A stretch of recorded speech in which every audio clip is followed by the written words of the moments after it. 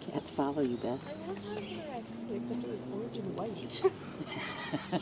Yeah, the fluffy one. Maybe it was a cat and a raccoon. No, they were both small. Oh. And they didn't really look when I like shined my light on them. It was just kind of like Hi, bud. Who's that? Come those on. Mommy. kinds of cats or something. Yeah.